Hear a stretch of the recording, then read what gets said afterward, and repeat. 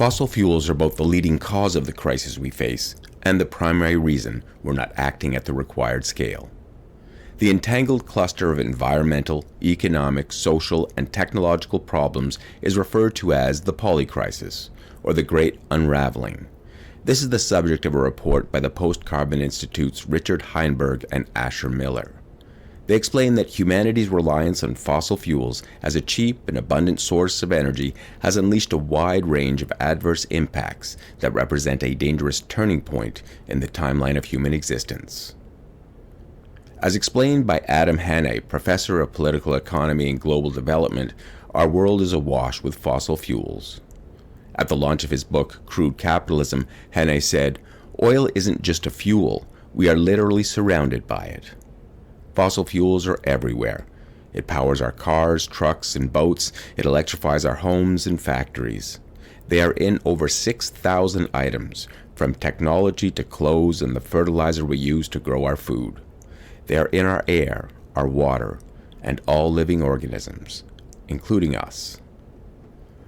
Our fossil fuel addiction is a Frankenstein's monster, sparing nothing and no one. All around us we see clear signs that the monster has become the master, the UN Secretary General Antonio Guterres told leaders at the World Economic Forum in Davos. The ubiquitousness of petrochemicals led the BBC to conclude that our world is dominated by oil. The fossil fuel industry leverages its dominance to further entrench its power. It does this in part through multi-channel disinformation initiatives that promote their dysfunctional narrative. This broken logic has seeped into our collective psyches and shaped the way we organize and understand the world. This grand subterfuge is reinforced by political corruption that gives the industry direct access to the levers of power. Together, this constellation of factors prevents us from apprehending and acting on the issues. Fossil fuels have been powering our economies for over 150 years. But humans have been using oil for at least 5,000 years. Crude bitumen was used to mummify corpses in ancient Egypt, and the Babylonians used it to waterproof boats and as mortar in building construction. Although the ancient Romans used coal to heat public pools, it was not until the 1800s that coal was used on a massive scale to power the steam engines that drove the Industrial Revolution and transportation. China developed the first known oil well in the 4th century, but the modern oil industry was born in 1859 with the discovery of the world's first commercially viable oil well in the U.S. In 1885, coal became a common heating fuel and gas began being used to power cars. The use of oil as a fuel source increased exponentially when Henry Ford began to mass produce the Model T in 1908. After World War II, synthetics made from petrochemicals took over the manufacturing industry, and demand continues to grow to this day. As summarized by the Internetwork for Sustainability, INS, fossil fuels are causing the world to fall apart. During the 20th century, and especially the latter half of the century, humanity's increasing adoption of fossil fuels as sources of cheap and abundant energy enabled rapid industrialization. The result was a massive increase in nearly all human activities and their ecological and social impacts. With few exceptions, fossil fuel use has consistently increased every year. The world currently gets approximately 80% of its energy from fossil fuels, and petrochemicals are increasingly being woven into the fabric of our economy. Fossil fuels are driving climate change, which is the heart of many entangled elements of the Polycrisis. Greenhouse gas, GHGs, are associated with the extraction, refining, and burning of oil, coal, and gas, and they're driving up temperatures and pushing us to the brink. Fossil fuels are also the leading cause of air pollution that contributes to millions of premature deaths each year. Our dependence on dirty energy is destroying the biosphere and pushing us ever closer to the end of civilization as we know it. A group of senior climate scientists recently warned that fossil fuels are causing the fabric of life on Earth to unravel. Their findings, subtitled Perilous Times on the Planet, were published in the journal Bioscience. They reference the large body of evidence warning that we are facing a global emergency beyond doubt, and it led them to conclude that we're headed towards a system-wide synchronous failure and collapse. Global warming is increasing the frequency and intensity of extreme weather events and wildfires. As Guterres explained, this is just a preview of the horror movie to come. A plethora of studies have warned us that we need to stop using coal, oil, and gas, or we will reach the upper threshold limit, 1.5 to 2 degrees C above in pre-industrial norms. We've already surpassed 1.5 faster than expected, and our current trajectory will push us well past 2C and risk triggering tipping points from which we'll not be able to recover. The math is irrefutable. Oil, gas, and coal are responsible for 1,814 billion tons of cumulative GHGs, or 70% of historical emissions since 1750.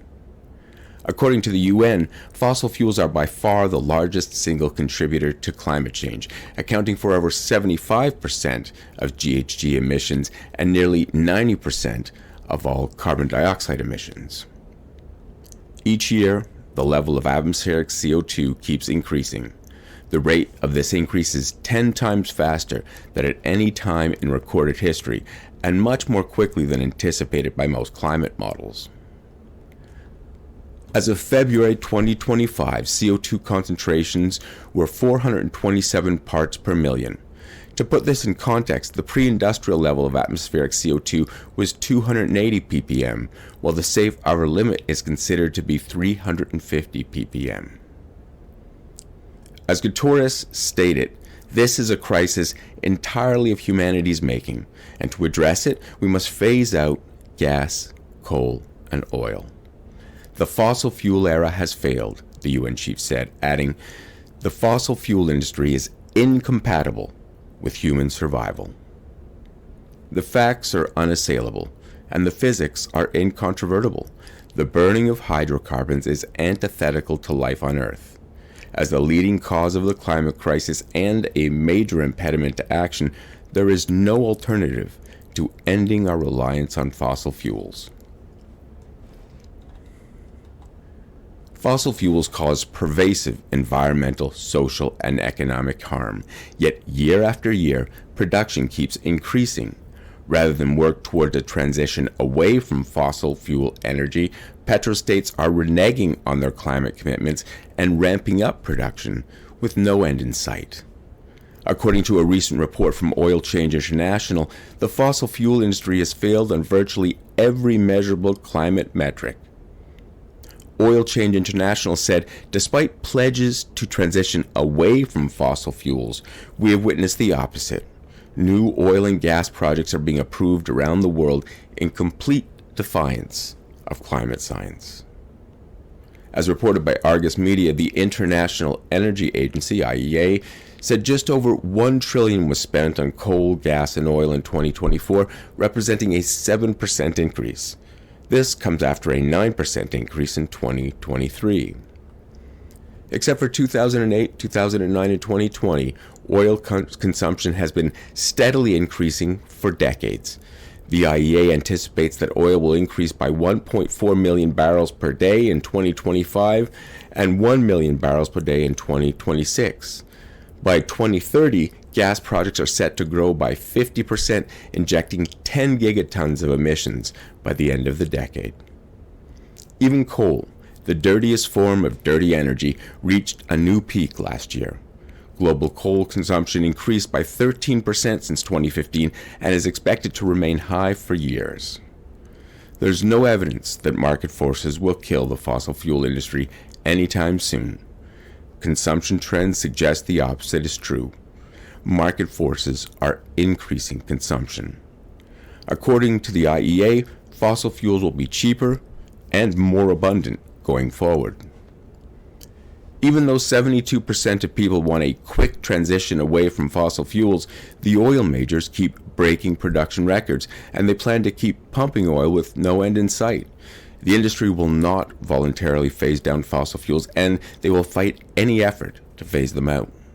Adam Hanieh, CEO and president of the world's largest oil producer, Saudi Aramco, made this point clearly when he declared, "We should abandon the fantasy of phasing out oil and gas." According to Precedent's research, fossil fuels were a $6.25 trillion industry in 2022, and that number is expected to reach $8.2 trillion by the end of 2025, $11.22 trillion by 2032, and $13.1 trillion by 2034. While fossil fuels make some individuals, companies, and nations tremendously wealthy, this concentration of capital gives them immense power, which they wield in nefarious ways. The fossil fuel industry uses its overwhelming economic might to control the financial system and expand its influence. Hanieh expounded on the oil industry's stranglehold on capitalism, saying, "The fossil fuel companies cemented their power and created a system where crude oil products fueled economic growth across all industrial sectors. Petrochemicals have been injected into every facet of our lives and made our economy utterly dependent on hydrocarbons." The fossil fuel industry benefits from the favorable financial flows of an economic paradigm that prioritizes profits and ignores environmental and social costs. Well, some banks had begun to move away from fossil fuels in 2020-21. Many others continued to invest in dirty energy. In 2024, lured by the promise of lucrative returns, banks abandoned their climate commitments in droves and increased fossil fuel finance. In addition to their environmental implications, investments in fossil fuels have adverse social and geopolitical implications that run the gamut from racism to war.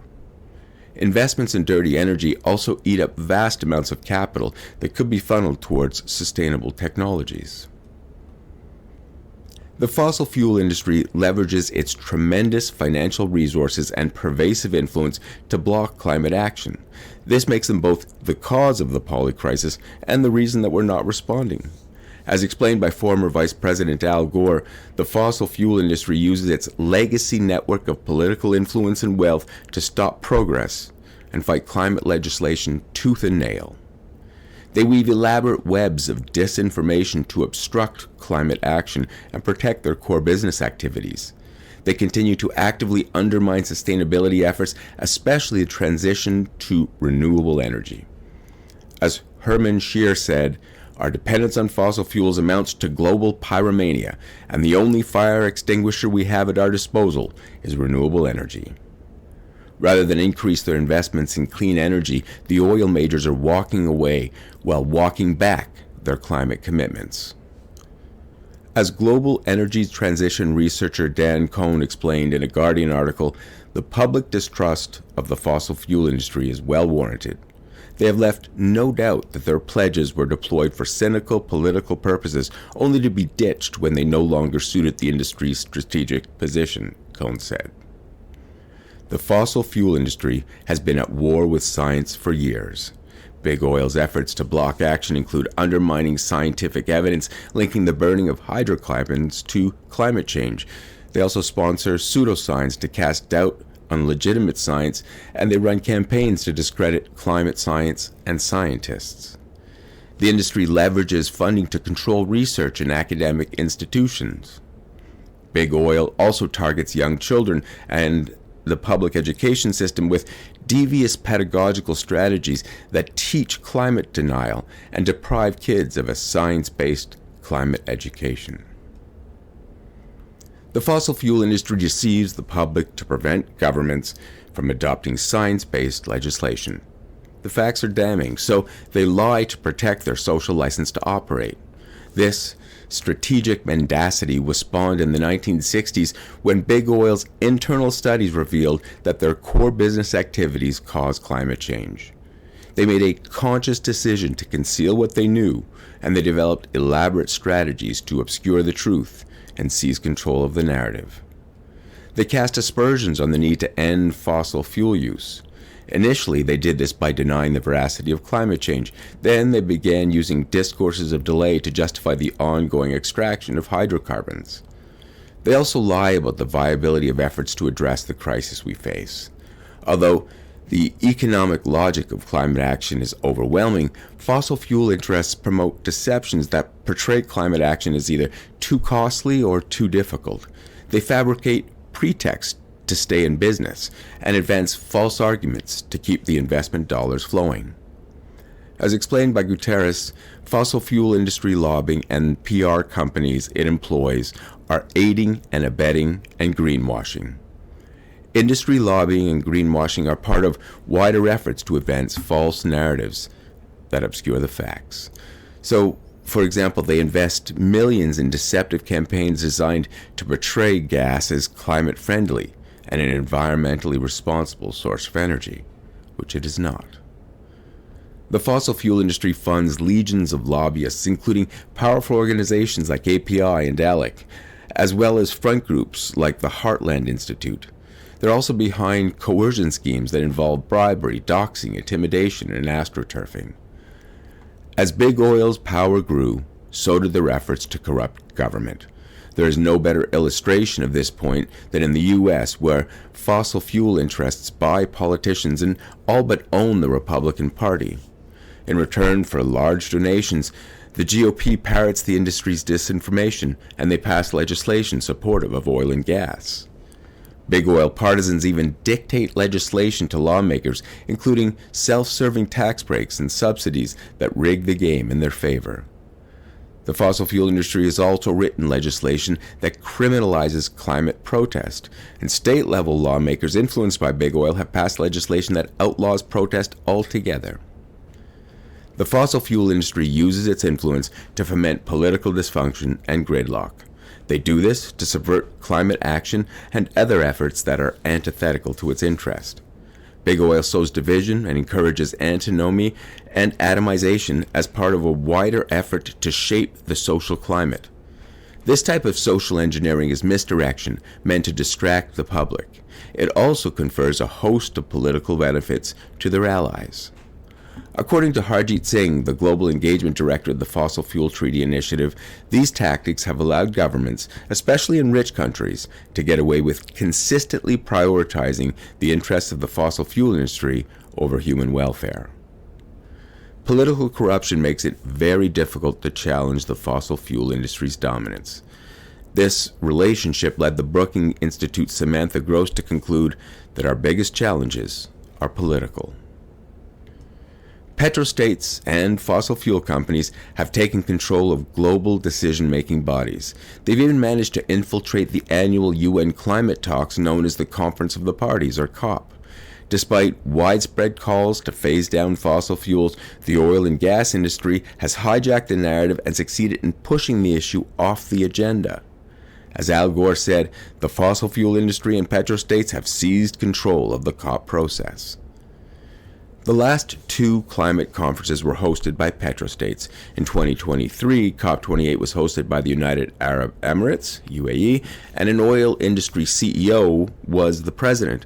In 2024, COP29 was hosted by Azerbaijan, and a former oil industry vice president presided. The host country teamed up with Saudi Arabia and Russia to obstruct efforts to transition away from fossil fuels. Allowing petrostates to host climate summits is an oxymoron. Petrostates and oil companies obfuscate and advance false solutions to justify ramping up production.